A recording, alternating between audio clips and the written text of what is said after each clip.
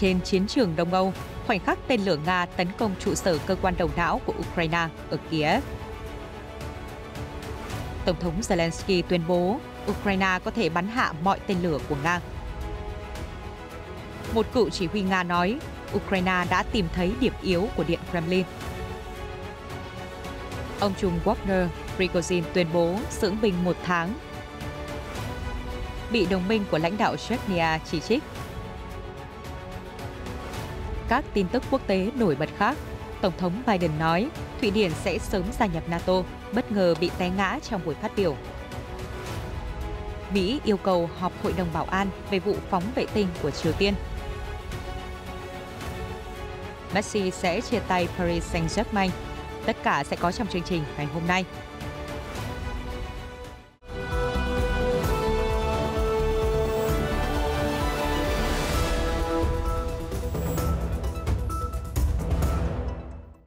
Quý vị đang theo dõi chương trình Thế giới hôm nay, tiếp tục những diễn biến về chiến sự Đông Âu. Thưa quý vị, trang Avia Pro mới đây đã công bố các hình ảnh vệ tinh cho thấy khoảnh khắc tên lửa Nga tấn công trụ sở của Tổng cục Tình báo Ukraine ở thủ đô Kiev. Do chất lượng hình ảnh kém nên không thể xác định mức độ mà cơ quan này chịu thiệt hại. Tuy nhiên, dựa trên hình ảnh vệ tinh có thể thấy cơ quan này đã bị tấn công. Trước đó, một số chuyên gia Nga tuyên bố rằng một bong ke ngầm của cơ quan đã bị phá hủy sau cuộc tấn công. Tuy nhiên, hiện tại vẫn chưa thể xác nhận thông tin này. Tổng cục Tình báo của Ukraine ở Kiev là một trong những cơ quan đầu não quan trọng của quân đội Ukraine.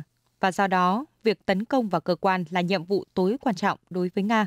Trước đó, Tổng thống Nga Vladimir Putin đã tuyên bố rằng Nga đã tấn công các cơ quan đầu não của Ukraine, bao gồm cả trụ sở của tình báo quân đội Ukraine.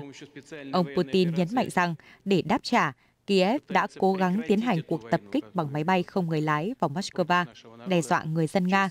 Ukraine không nhận trách nhiệm về cuộc tấn công này.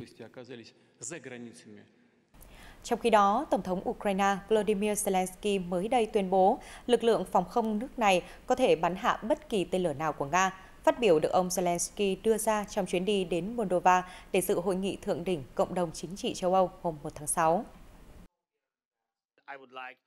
Tuy nhiên, nhà lãnh đạo cũng nhấn mạnh tầm quan trọng của việc trang bị thêm cho Ukraine các công cụ tự vệ trước những cuộc không kích của Nga, như hệ thống phòng không Patriot và máy bay chiến đấu phương Tây.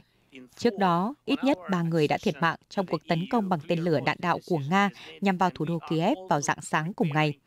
Theo phát ngôn viên lực lượng không quân Yuri Inak, các hệ thống phòng không của phương Tây như Patriot, SAM-PT có khả năng đánh chặn tên lửa đạn đạo.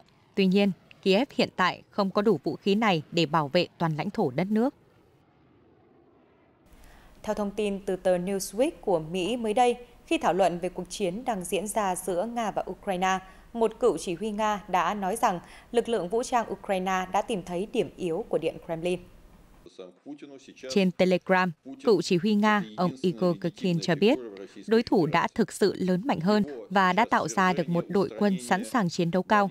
Nhìn chung, Kiev đã đẩy lùi thành công cuộc tấn công vào giai đoạn đông xuân của Nga, đồng thời tạo ra được nguồn dự trữ chiến lược lớn. Và giờ đã đến lúc các đối tác đáng kính của Kiev không còn phải cảm thấy xấu hổ nữa.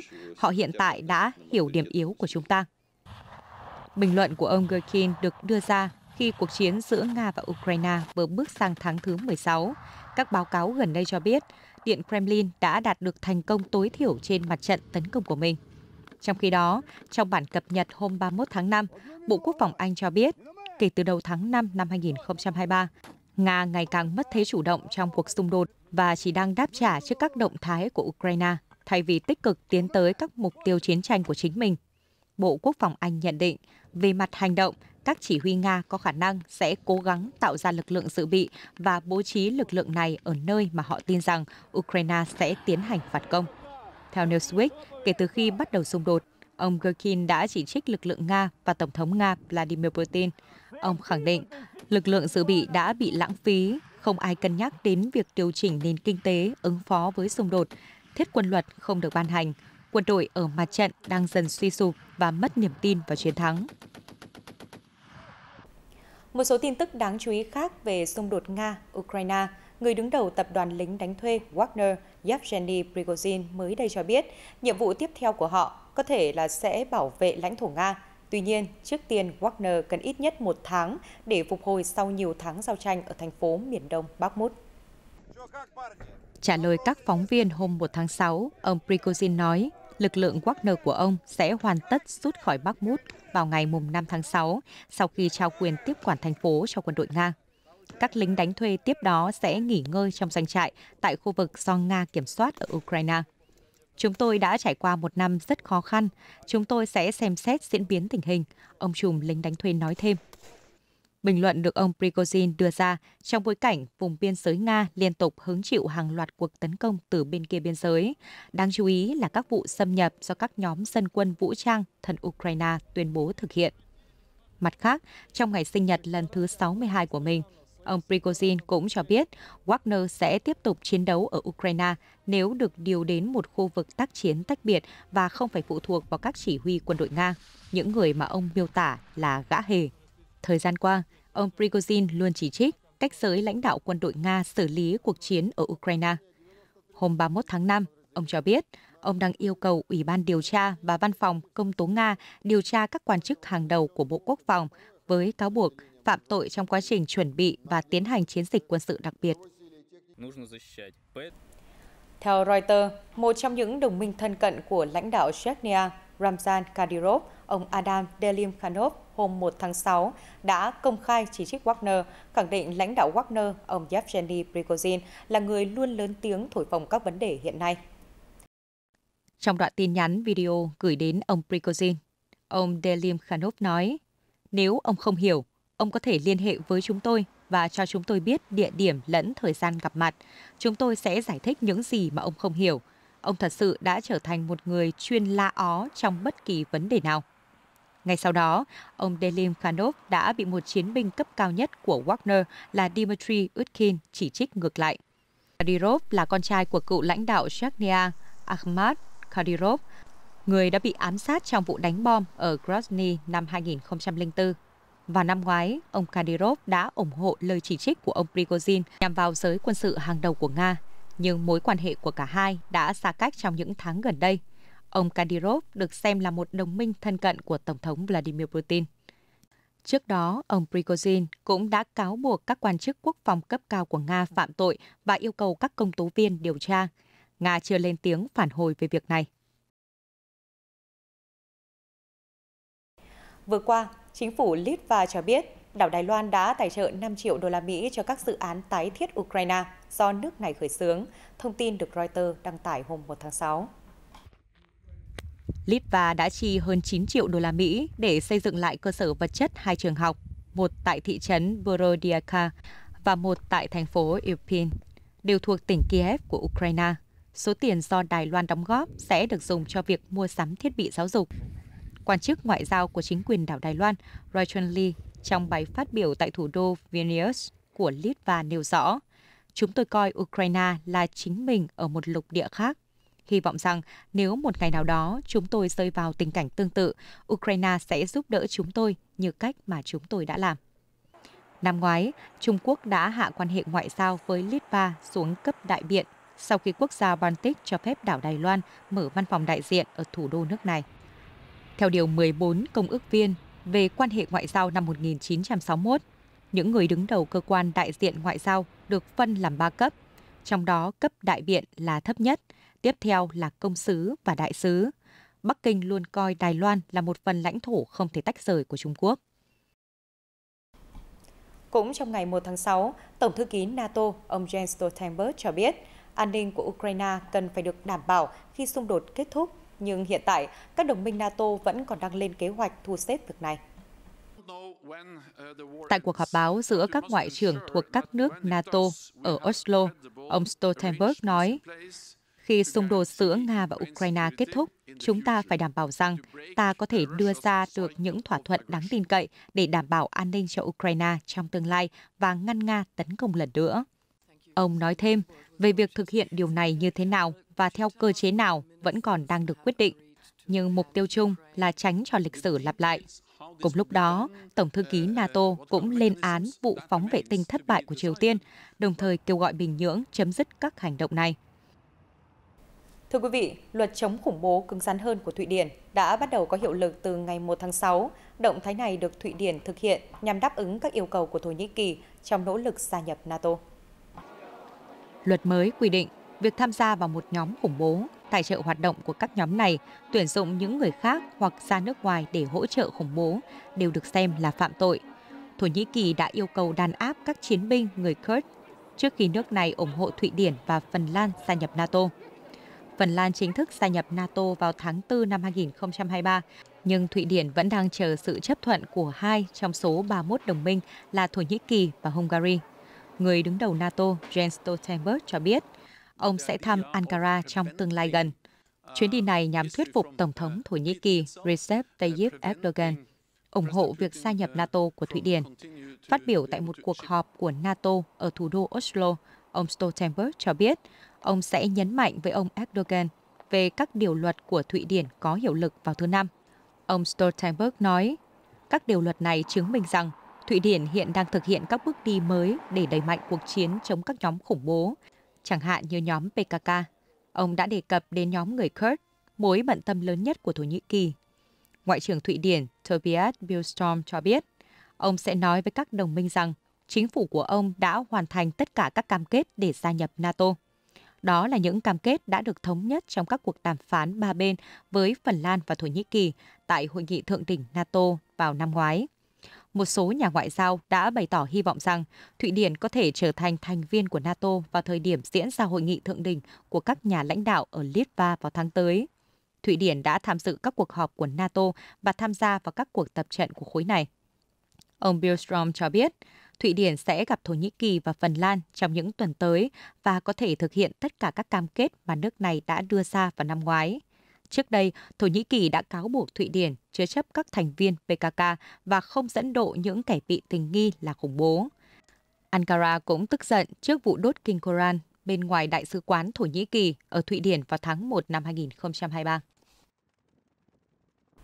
Phát biểu tại Học viện Không quân Mỹ vào hôm 1 tháng 6, Tổng thống Mỹ Joe Biden đã nói rằng Thụy Điển sẽ sớm gia nhập NATO.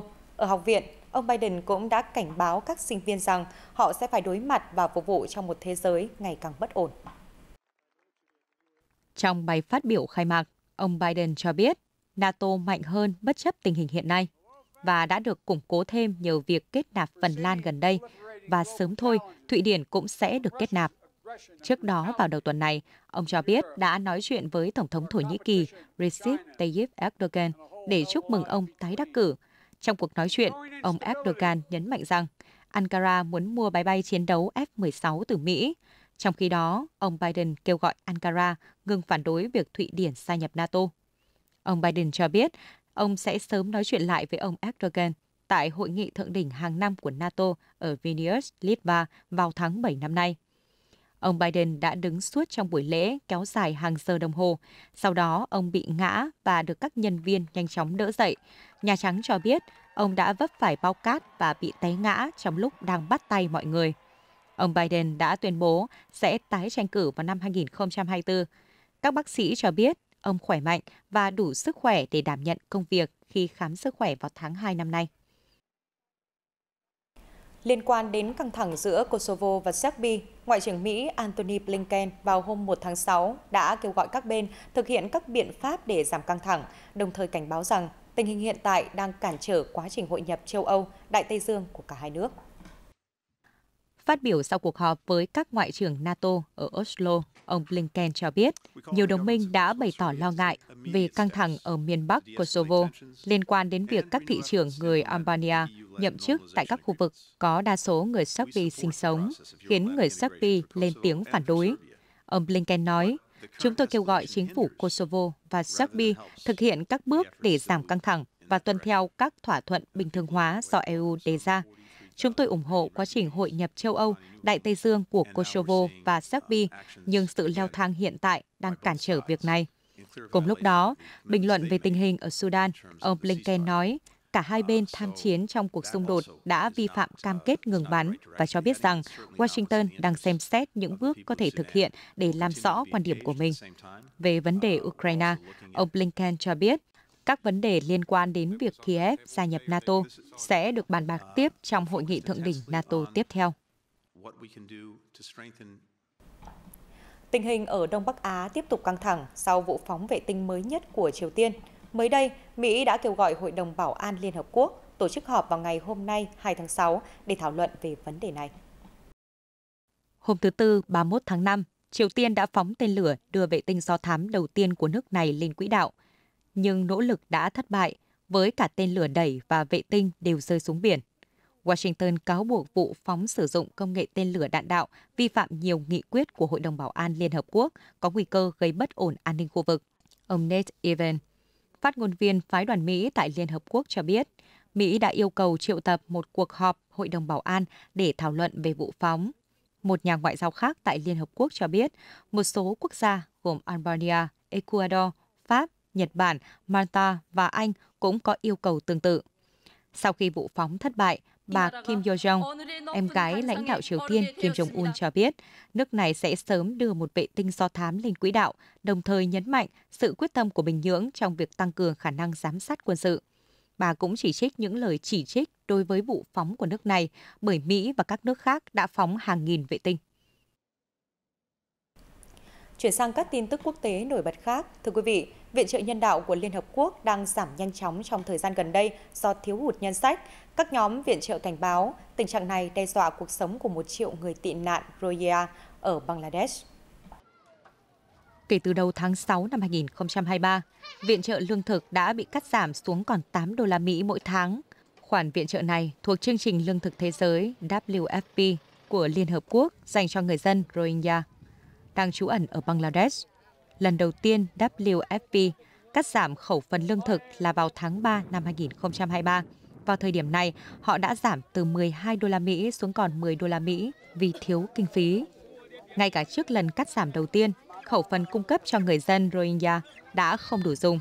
Sự thiếu hụt này đã gây ra các vấn đề sức khỏe cho người dân tị nạn. Các báo cáo Viện đặc biệt của Liên Hợp Quốc đã cảnh báo vào tháng 2 năm 2023 rằng người dân tị nạn ở Bangladesh bị mất an ninh lương thực với hơn 1/3 trẻ em bị còi cọc và nhẹ cân.